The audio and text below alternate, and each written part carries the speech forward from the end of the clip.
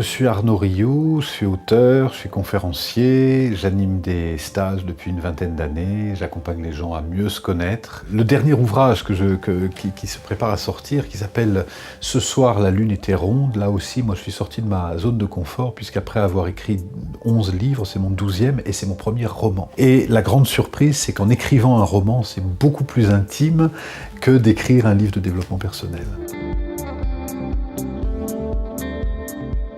Alors, le chamanisme, ça a 40 000 ans, c'est pratiqué sur les 5 continents, ça nous relie avant tout à l'essentiel, ça nous relie à la Terre, ça nous relie à notre rôle sur la Terre, ça nous relie à nos sensations de façon à être plus sensible, plus conscient. C'est vraiment des pratiques qui à la fois font partie de la nuit des temps et en même temps nous aident beaucoup dans ce monde moderne dans lequel on cherche beaucoup le sens de la vie, on cherche les intuitions, on cherche à être plus confiant. Donc le chamanisme nous aide beaucoup dans cette direction-là.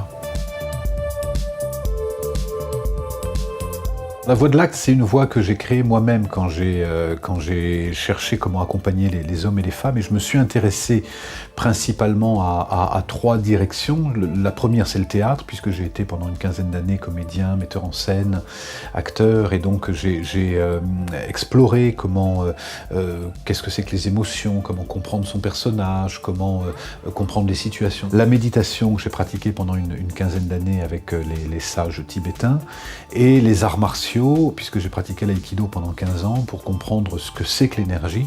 Je les ai rassemblés pour créer ma pédagogie, et c'est ce que je transmets aujourd'hui, aussi bien dans mes stages que dans mes livres.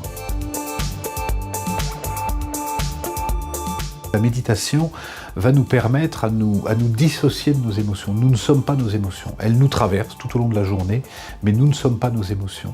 Et puis, l'autre chose, moi j'appelle ça le carnet de bienveillance ou le carnet de gratitude, de se remercier de ce qu'on a réussi, de se remercier de ce qu'on sait faire, de se remercier de ce qu'on a osé. On a tous besoin de reconnaissance dans la vie, et des fois on attend que des personnes toxiques nous donnent de la reconnaissance. La meilleure personne qui peut nous donner de la reconnaissance, c'est nous-mêmes. Toute l'année, moi, en accompagnant des gens en stage, je vois des gens qui reviennent à l'essentiel, qui se disent « mais en fait, c'est ça qui est vraiment important pour moi ».